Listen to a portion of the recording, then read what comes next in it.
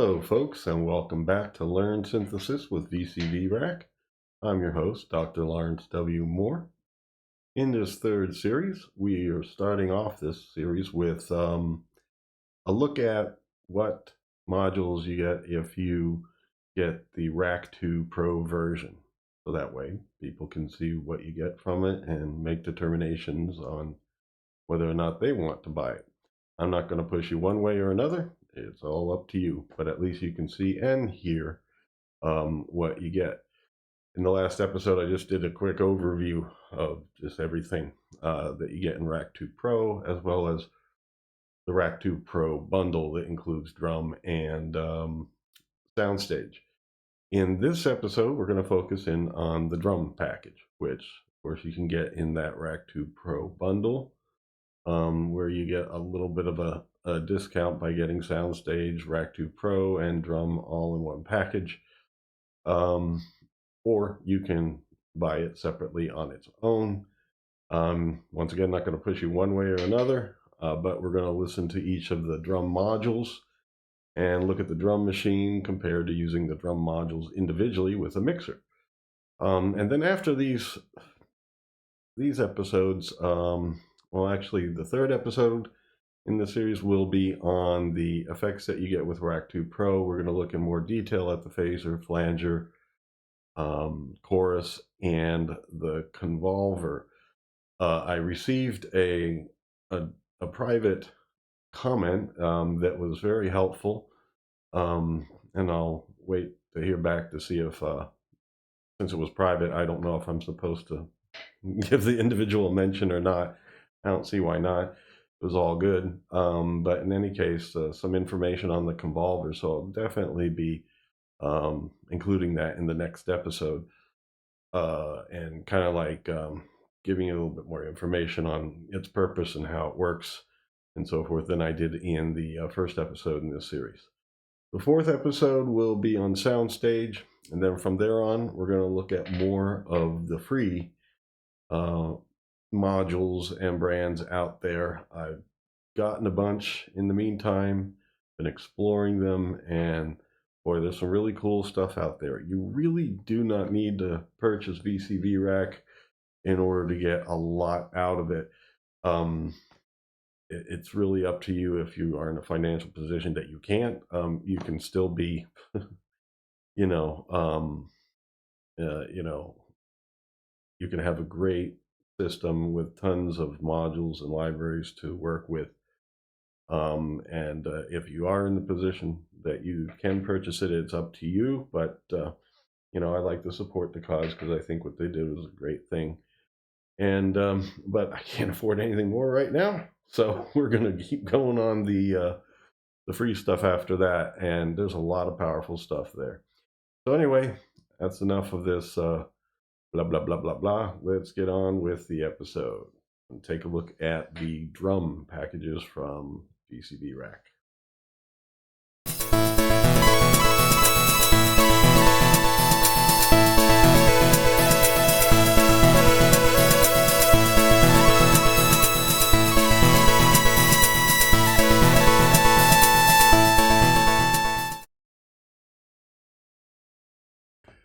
Okay, so here we are. I just wanted to zoom out and give you a lay of the land of what I hooked up here for this demonstration, just so when I do zoom in and go through, you already know basically how things are hooked up. Basically, I have a MIDI to gate here, which is what you need to assign individual keys on your keyboard to triggering the drums through their trigger input. Up here is the drum machine itself that has basically all the different individual drum modules put together in here. There is some slight differences that we're going to go over between the drum modules here and the separate versions, like where they are just individual modules themselves. That's down here. I have these individual modules hooked up to a mixer. This is the Mind Meld brand mixer that's 16 channels. I will be doing an episode on that once again, maybe starting in episode 5 of this series as I go on to more free modules. Yeah, and just so you can see, I've been getting a bunch and going through them. Yeah, Mind Meld is got some powerful mixers as well as some other utilities and fun stuff. Got a great EQ and a shaper. I'll be going over all the free modules. There are like a couple that are paid versions of some of the free modules, but it's really not very limiting at all. You can do so much with it. In fact, the mixer that I have up now, there is an extension that does aux sends, and I'm going to click on it and see if I can just put it over here, because they're going to talk about something. This is the aux expander for this mixer. There's an 8-channel mixer and a 16-channel mixer. So with the 8-channel, it also has an aux expander. And so you pick the pairs that you want if you're going to use aux sends and returns. All right, and then we'll eventually be also looking at, oh my goodness, I forget how to pronounce I got to zoom in on it. Sorry, zooming in like this creates a second mouse cursor, but yeah, let's see here. Kavtanja, I think that's pronounced. This module, I mean, this brand, as they call it in VCV Rack, are basically models of different types of digital signal processing chips. Some things from like Nintendo, modeling a Nintendo chip for music and audio, or there's an Atari one here. There's also some things like this big old FM synth here. And so I've been looking at some of those, listening to them and stuff. There's some really cool stuff there. We will be getting into those. Impromptu has like a great set of goodies that we'll be looking at also. We've already looked at Audible Instruments, E-Series, Bafaco, the Hampton Harmonics. There's just 2 modules in that brand. But this arpeggiator is tons of fun, so I'll probably do an episode on these 2 modules as well. But yep, so upcoming is Impromptu Kaitenju, Mind Meld right here. Oh, and RPJ, which is here, has some great stuff. A lot of cool filters and some visualizers based on Project M, the audio visualizer software. So it'll be, the rest of this series 3 here is going to be a lot of fun. At least I hope so. So anyway, so yeah, basically I have both the individual modules through this mixer hooked up here into the 4-channel Bafaco mixer, just so I don't have to change cables out, and basically we can go from the drum machine to the individual drum units one at a time, hear the differences, and see what the differences in controls and abilities are. I will say one thing overall: the drum machine has a stereo out, and so if you want to put effects on individual drums, well, you can't really using the drum machine. You have to use the individual modules, because basically the stereo out would go into an effect and it would affect all the drums here. So yeah, that's the way it is. So unless you want it to be something where you develop a good kit here and you just want to put some reverb on them, you can do that. But then again, you can't control the amount of reverb on each portion of the kit either. That's where this setup is great. Being able to take the individual modules, put them in a channel on the mixer. You can put them through an insert. This has an insert out and return that's polyphonic, so you can do channels 1 through 8 and then 9 through 16. And then there's also the aux send expander, where basically maybe there's like a few of the drums you want to share the same effect and you want to control how much is being sent to that effect. You can do that. It's the way to go, really. So anyway, let's just zoom in on these and take a listen to them, because that's probably the best thing to do. Let me see. All right, I had already moved these to the individual ones. I'm going to put these right back on the drum machine here. We'll listen to that first, and then we'll listen to the separate counterparts. Now, these counterparts, depending on which part of the kit it is, have some slight differences. All right, so anyway, here I have all my gates set up. Basically, if you click here, these are the ones that I do want to use all the way up to number 9 here, okay? And so this one's available. I can just, play around with this. Here we're at G sharp 3, here we're at A3, here it's on F sharp 2. Let's say I wanted this to be in order and a B flat 3. Since this is A3 here, B flat or A sharp here. I just click on it, hit the note, you got it. And it says A sharp, but the same key as B flat. I mean, same key on the keyboard. Not the same key signature, technically. And harmonically equivalent, but who wants double F sharp, double C sharp, double G sharp? Okay, so anyway, yeah, dispense with the A sharp key, all right? So anyway, let's hear them. Kick. Now the kick has a tone control, which is really a pitch control. Tune, I guess, is a better way to say it. So that's the range it has. Definitely getting into some sub there. Sounds like a pretty good range. Anything higher than that would really be tom country. It does have a switch here for whether you want, they say 80 sound or 90 sound. I guess rolling 808 type of sound or rolling 909 type of sound. We're currently on the 909. Now we're on the 808. And we'll hear the range of tune.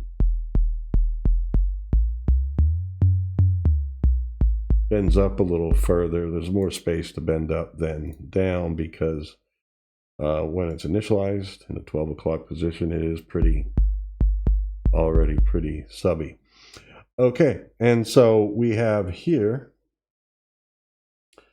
SWP, I believe stands for sweep because I see the full word down here on this module, and it does indeed sound like how much mid-range you get. Like here I have it all the way down. We hear low bass and the higher frequency tap, like the beater hitting the head. Turn this up, you get a lot more of the middle. So I guess this means like sweepable mids sort of a thing, except you're not really. It sounds to me more like an amount of mid-range as opposed to sweeping through the mid-range.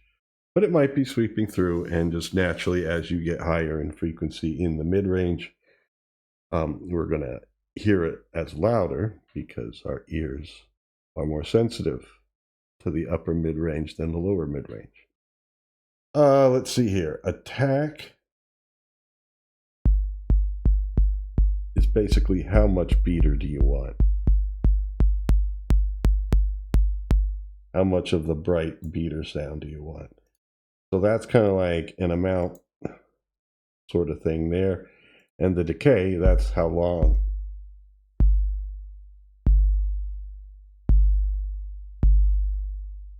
So yeah, you get a pretty long sustain on that. Anything more, you would have to be going with a reverb to get it. And on this drum machine, everything would have the same reverb and the same amount and all that. There is a volume and pan control here, so it is kind of like a little bit of a built-in mixer. It has a stereo out, so you can pan, for example, kick. Usually you keep center. The snare, go a little left, and then that's tom. We can rim shot. Let's keep that in the direction of the snare. Make sure I hit the right key.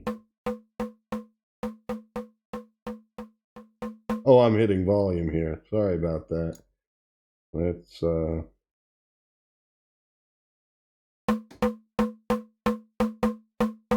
you could copy and paste values if you really want to be accurate, but since this is a demo, I'm not going to take so much time. But a lot of times I like to put them a little left, a little right, and I mean a little to the left, and then the hi-hats to the right, the open and close. So we'll be hearing those. I'm just showing you. At least that way I won't have to talk about the volume and pan again. Here's your trigger input. That's what you hook up here. This is gate outs, but basically they do send an on message, so the trigger gets triggered and you hear the sound. The off doesn't matter. There is a push, so you can just use your mouse to, like if you're testing out a tone, although for me it's easier to do it two-handed, adjust parameters while I'm playing the keyboard. And then here you can send in CV messages to adjust attack and decay. So this is kind of like the attack level of the beater, at least on the kick. We'll hear what the differences are with the other sounds. And the decay is how long it takes to decay away. Actually, those are down here. The labels are above, so it's these two. And then right up here, you can use CV messages to control the tuning as well as the sweep. You do not have CV messages to control the volume and pan. So for example, it doesn't matter how hard I hit this, I get the same level. Now, if I were to take the MIDI to CV, which I do have hooked up here to other things, I guess I could pretty much hook up to it. Oh, sorry about that, folks. To velocity. And so now when I hit it harder, you hear more of that tap. Softer, less attack. So, I mean, that could be something you could have there. And maybe you could say, well, let's have more sweep with a higher velocity.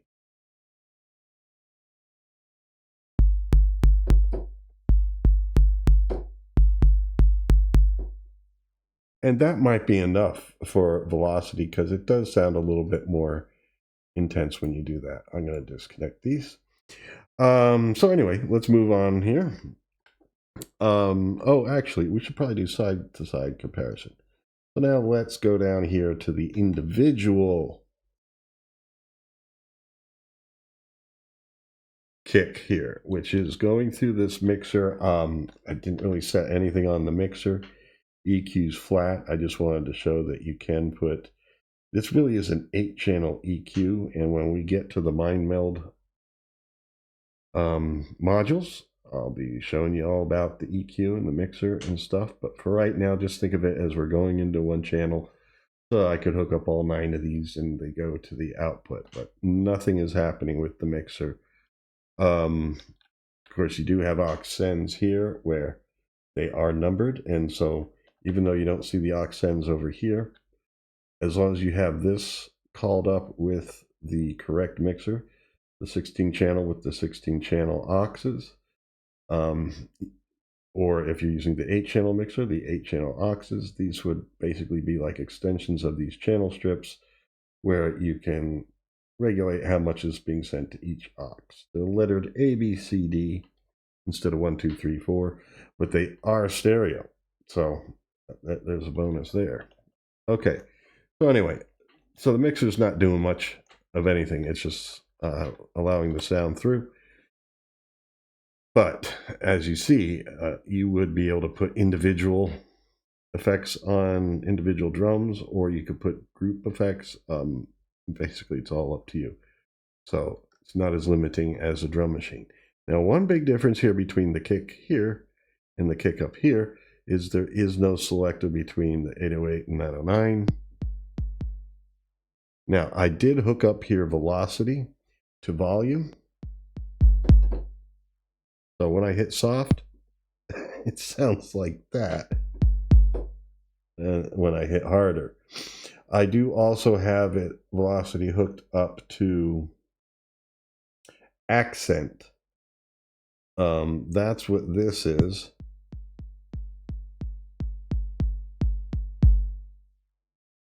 Here, I'm going to try to be hit soft like that, hard like that. Accent does seem to... I'm trying to move it now. Let's turn it this way. Soft, hard. It does seem to, like when I hit it soft here, you hear how the tap is a little bit fuller and thicker. There, it's softer.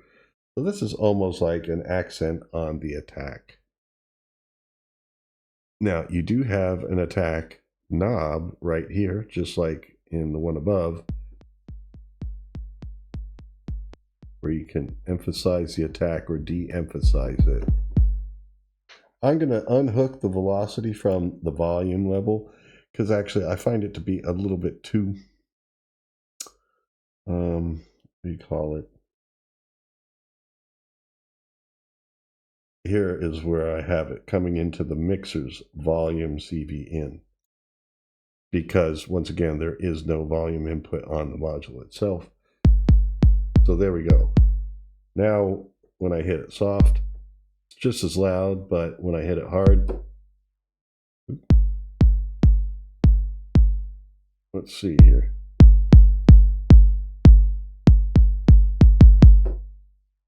Yeah, I hear a bit more emphasis, although this accent isn't doing a lot. But anyway, the attack we've already looked at.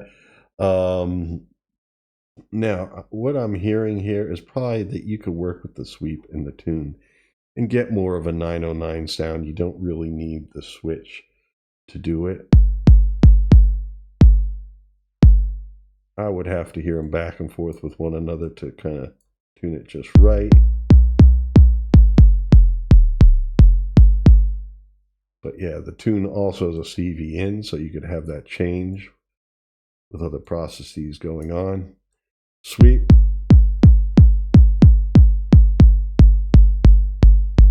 Yeah, just more of the mid-range material. Definitely more punch there. And then we've heard attack and decay time. It's about the same as above. So not having the 808 909 switch is probably not going to hold you back too much. Yeah. So you do have attack levels input, decay time input per CV. And we do have here, sorry, my mind just went for a moment, tune, sweep. And then we had the accent there, which I think, yeah, it did seem to work better. Well, obviously it does. I unhooked it at some point. Sorry about that. I was wondering why when I was turning this I wasn't getting any difference.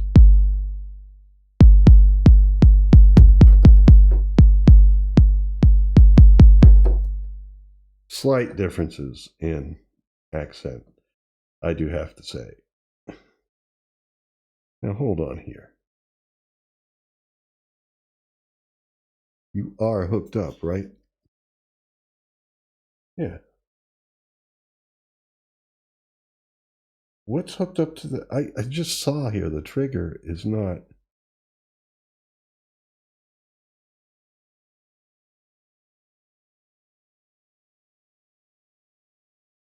What is going on? I gotta see what's going on here. Hold on. This is coming from the key I'm hitting for the kick. Don't tell me this whole time. Well, it wasn't the whole time. I was hearing changes in the sound at some points. Its accent I wasn't hearing much. Maybe because it wasn't hooked up. I was hearing...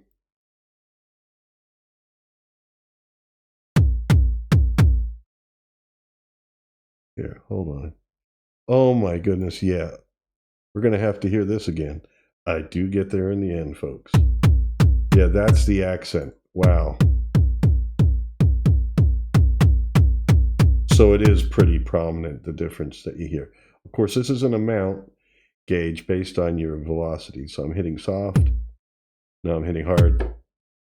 Yeah, you definitely hear a difference. Hear it the other way. Soft. Hard.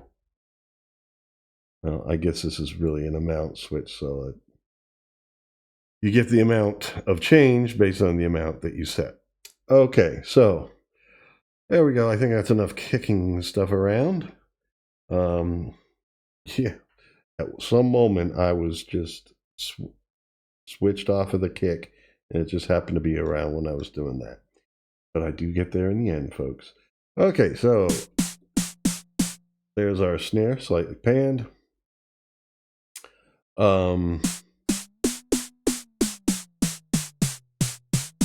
That's what you get with tuning. Now, there is, I can hear a component to the sound that's kind of like a bit of a body sound.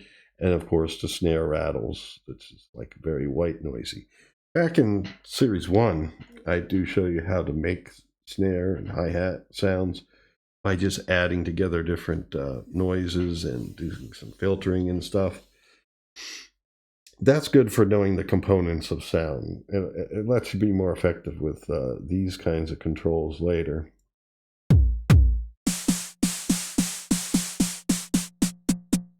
That's how much noise you get. So you could get kind of like a brush sound here. Now let's see here. All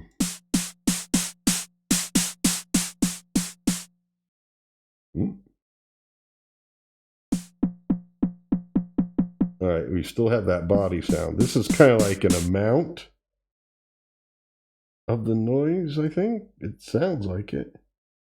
Let's zoom in a little further. I can't quite see the word. Yeah, snap. Oh, wrong sound. Sorry about that.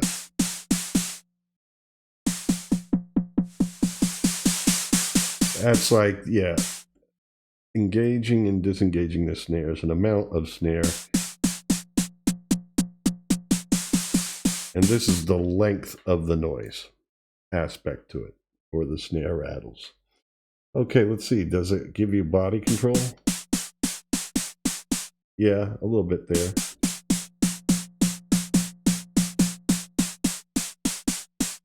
Less resonance of the container itself when you turn it down versus turning up, although you can't eliminate it completely. I guess it wouldn't really be a snare sound if you did. Okay, volume pan, trigger, and the parameters above except for volume and pan, 1, 2, 3, 4, are down here. Besides trigger, they have 1, 2, 3, 4, 5. Yeah, there's the snap, there's the decay time, there is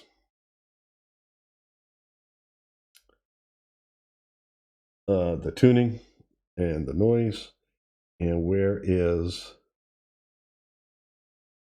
are these labels underneath? No, definitely trigger is above, that's the trigger input. Noise down here. Oh, the cables are just covering the label. No, the label would be here. Not exactly saying what this is. So I need to zoom in and read the label here. That is not an input. That is our trigger for using the mouse. So we do have noise control. We do have tuning. We do have snap. And here it's decay, which is what I was using here to make the container sound less or more. Really, it's decay time that does that. Okay. Alrighty, so let's check out our snare down here.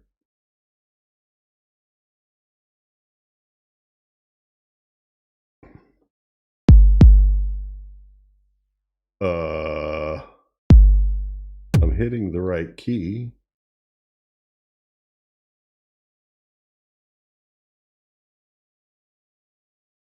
Yeah. C#3. Yeah. Coming out here. Coming in here. Oh, this is kick. I thought Oh, did I drag stuff over or something? I think at some point I did. I switched kick and tom. Actually, I want to do snare next, so let's get that over here.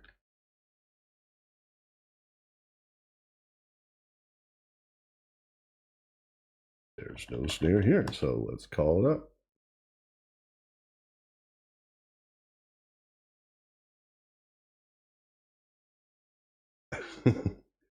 That tom sounded kicky.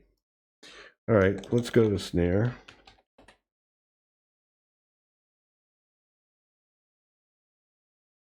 Okay, and let us move it over there. What the heck? Okay, I know what the problem is.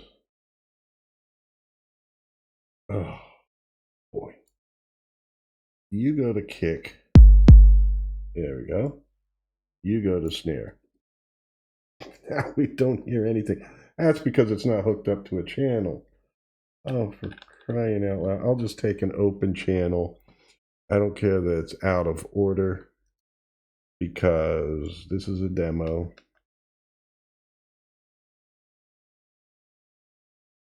There we go.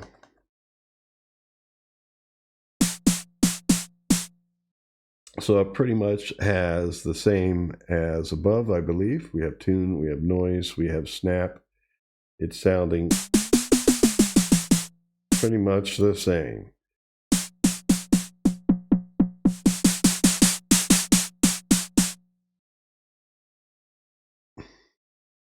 Initialize that. And decay.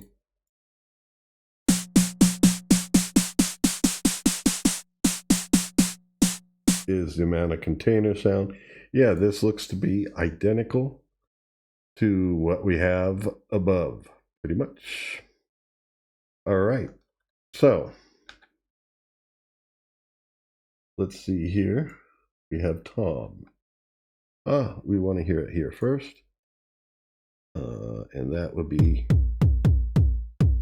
yeah, this is doing floor tom right now. Although it just calls it tom 1. You can tune it up a bit, but it all seems to be within floor tom range, tom 1. Now it'll be interesting to see. We have tom 2 here. So this could do high and medium toms. Okay, but down here for the individuals, we just have tom. So it'll be interesting to hear the range of pitch that you get there. Since here we have, oh, I guess you set it here for low and high. Low, medium, high. That's convenient. What the hell? Get on the wrong key. Right, there's low, medium, high. But you can tune them with the tuner there. So we'll keep it on low. And then you have a sweep for it.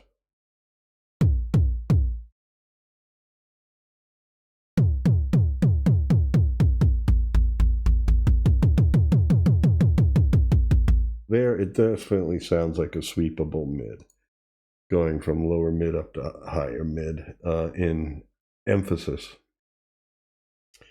And then we do have the attack. Let's hear.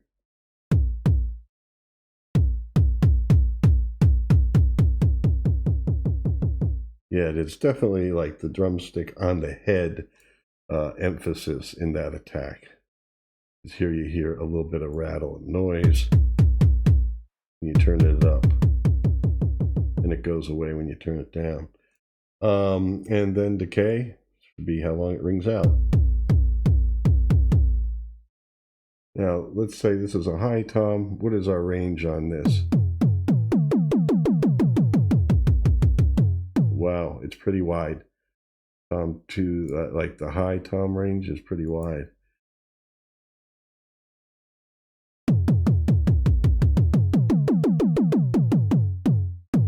Medium and high have similar ranges. Well, they overlap a lot. I'm sure high gets higher and medium gets lower than high does. But yeah, so let's see down here what our range is like on this tom. I only put one in because I figured, what the hell? Yep, that's the right one playing. Nothing else, right? And I disconnected it here. Yep. We're just hearing tom. Let's see what the tune is. It doesn't bring you up into rototom country.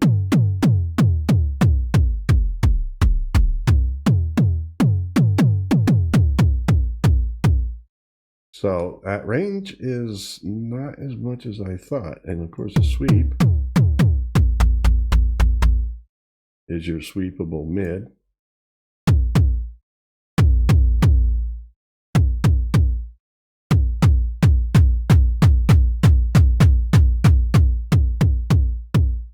So that might be one thing that you would use this in conjunction with your individual ones. This does take low tom, but maybe you would use this drum machine entirely just to get the high and medium toms, especially if you wanted them to sound like rototoms. Because, yeah, there are no parameters to get this high enough. I mean, yeah, that's, sounds like it can get up to medium tom country, but, yeah. So there is a bit, maybe still, of a use for the drum machine. Because, as you'll see now, I'm going to zoom out here a little bit. Right click, if I type tom, you see there's only one. And that's why it doesn't say tom 1 or 2 on it, it just says tom. Okay, so let us hear the rim. Now, up here I had 2 toms. Yeah, and that's what I just connected down here. It was the key for, well, that's okay. I can still use that key. That ain't a rim. That is. So here's the rim shot. Oh, we didn't hear it up there to hear if there's a difference. Oh, I just disconnected it. Great. But it's connected to this key, so we're good. So, yeah, we're going to hear it up there. And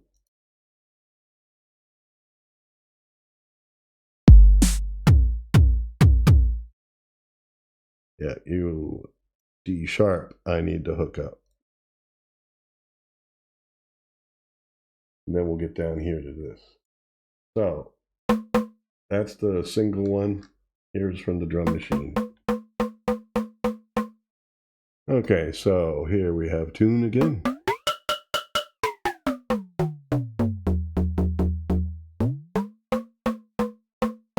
Yeah, rim shot.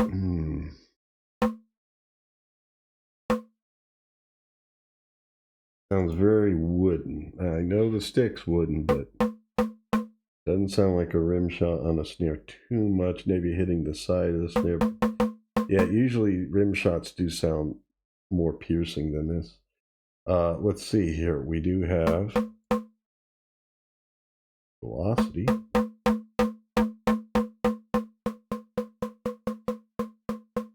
It seems, yeah, I guess you could think of it as an intensity. Is there input there? Yeah. So you could hook velocity MIDI-wise up to this and get a range of intensity on the sound. And some of the sweeps and so forth in these other sounds could be controlled by velocity to kind of give you a perception of intensity changes with how hard you hit the key. And then there's volume pan. Well, attack, decay. Let's see here. Attack. Wow. Sounds like hitting a PVC pipe really more than a rim shot. But that's just that's just my opinion. Okay, so now here is the single one, and it really has all the same parameters.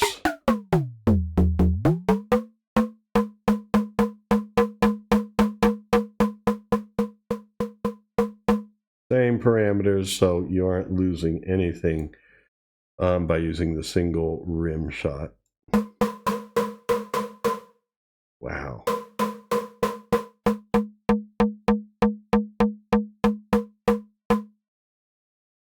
Yeah. Interesting that that's called attack.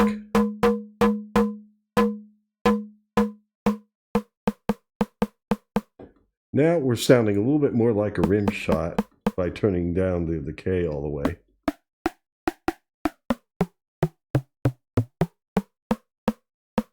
Still not quite as piercing. I might have to EQ it. But in any case, these are electronic drum kit sounds. So for the most part, we're not modeling real life drums. Modeling synthesizer drums, basically. Okay. I'm going to disconnect you. Here we are. There's a clap. Sounds like a clap. If it claps like a duck, probably a duck. Yeah, that's definitely a tone control, not a tune. And then velocity, I guess. You can have MIDI velocity affect that. So yeah, I mean, it's not that velocity can't be used to affect these sounds. It can, to give them a little bit of intensity difference. But you're not going to get a big difference in level, is one thing. But then again, you know, the velocity differences I was getting with the mixer by having them go in here was like a little too drastic. So, all right, let's see here. We got volume, pan, decay.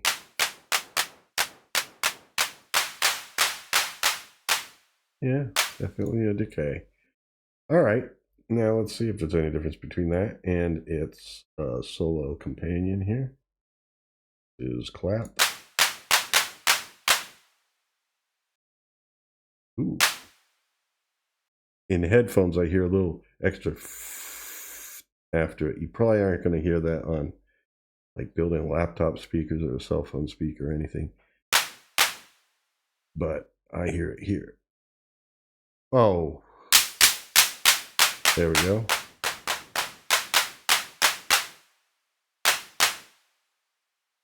What just happened? I saw this rip. I gotta see what's going on here. Something got moved because I all of a sudden see these.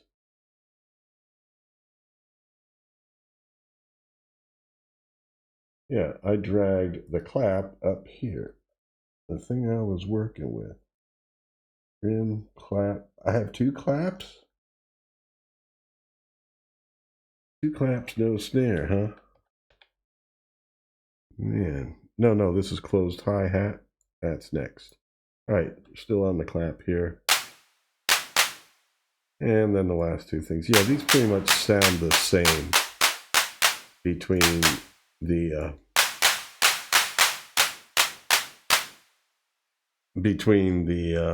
drum machine version and this. But so far what I'm seeing is maybe go with the single modules and use the drum machine for the toms if you want to get higher tuned toms, because you can't with the one below. All right, and the toms typically are going to be on the same effect and stuff anyway. Hi-hat. There we go, closed hi-hat. The clat.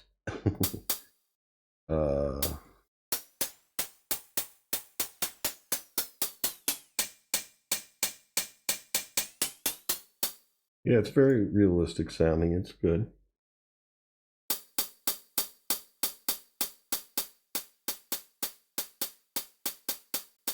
I'm not hearing a big difference here in metal. No. Maybe when some of these are turned up.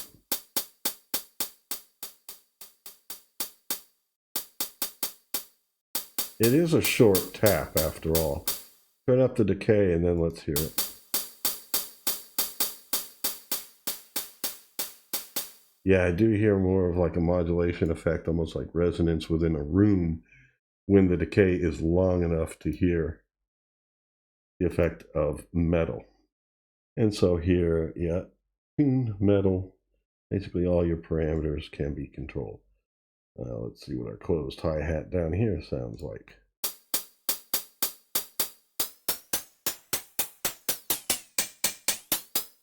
Sounds like the same range pretty much. Yeah, and metal.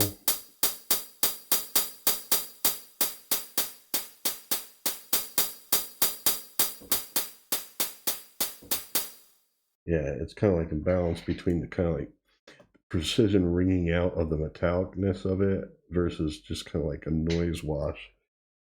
But it is still, even with the decay turned up all the way, it is a fairly subtle thing. There's your attack. Definitely necessary to have it come through a mix.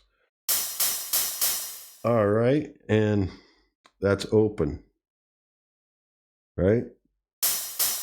Yep, open hi-hat.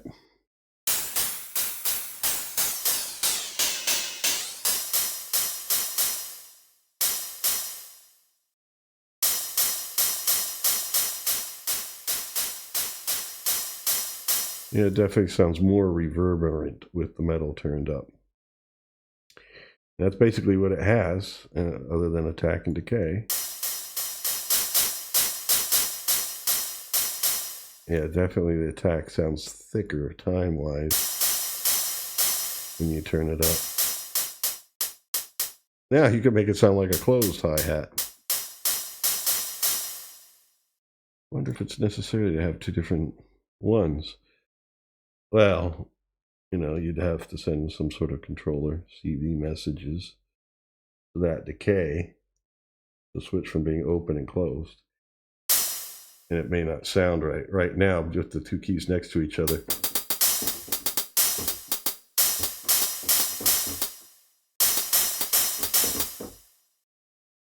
There you go.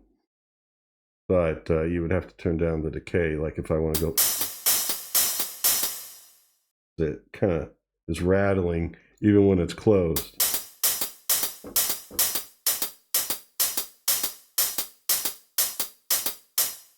Pretty cool. All right, so yeah, everything basically the same there between the individual and the drum machine version. Let us listen to Crash and Ride. Here's Crash. I was just playing Ride. Oh, and I moved it before hearing its other version. Let's see, attack, decay, metal, and tune.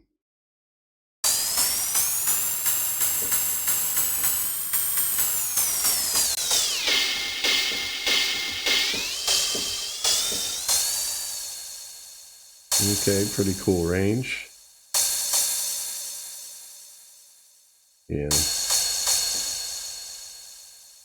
yeah, do hear the metal modulation there, and then turn down the decay.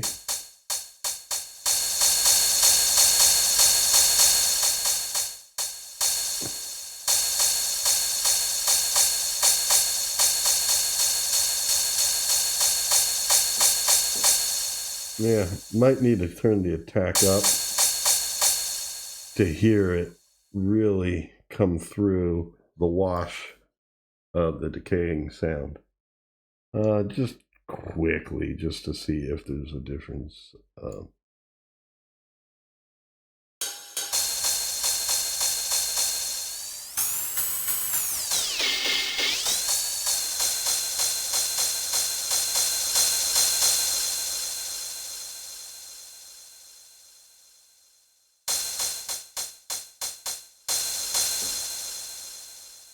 Sounds very similar, but I'd have to listen a little bit more to just tell if there's a big difference between the two.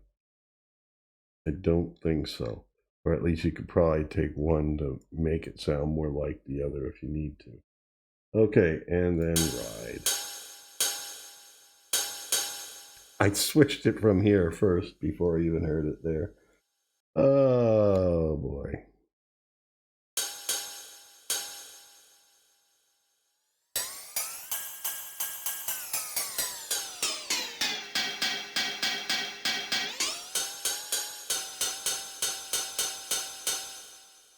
Now let me see. Mix over here is just a level control. Yep. For the whole kit. And it just has metal. Attack and decay, of course.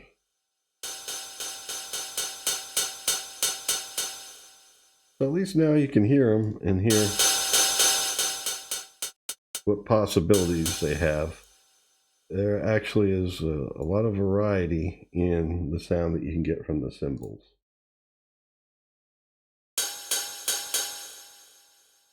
Sounds like it's pitched up, but then again, I was messing with the tune.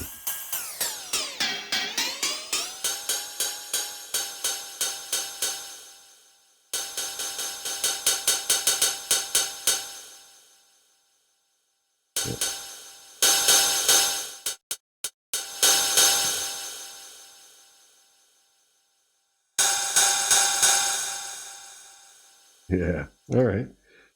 There we go. We've heard each part of the drum kit. So this mission is done. It is up to you to make your choices about whether you want it or not. What the heck? There's another module down there. That was my original snare. I knew I had made a snare. Oh boy. Well, anyway. There we go, folks. There's our...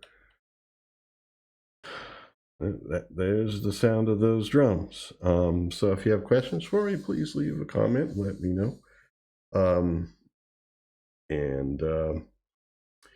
Yeah, I'm leaving it up to folks to decide. And it's not a good nor bad thing. And it's basically just me not trying to push it one way or another as to whether you want to purchase these or not, or get them with the bundle or not. You know, so far I have done episodes on synthesizing your own drums using some oscillators, noise generators, filters, and envelopes. In Series 1, Series 2, we did look at how to use the noise generator and Bafaco to make some of these types of sounds. And it has a kick drum module, and the Bafaco series is all free. But here you do get modules that are dedicated to trying to give you different types of sounds of each individual part of the drum kit. There may be other free module sets out there that, well, there may be free module sets out there that do as good a job or better. I don't know because I haven't checked them out yet, but if I come across them, once again, I will not make judgments. I will just let you hear it and let you choose for yourself. I got a snapshot right there. So thank you for joining me. Please hit the like button, share, subscribe, all those wonderful things that help this channel prosper. And until next time, take care and stay free.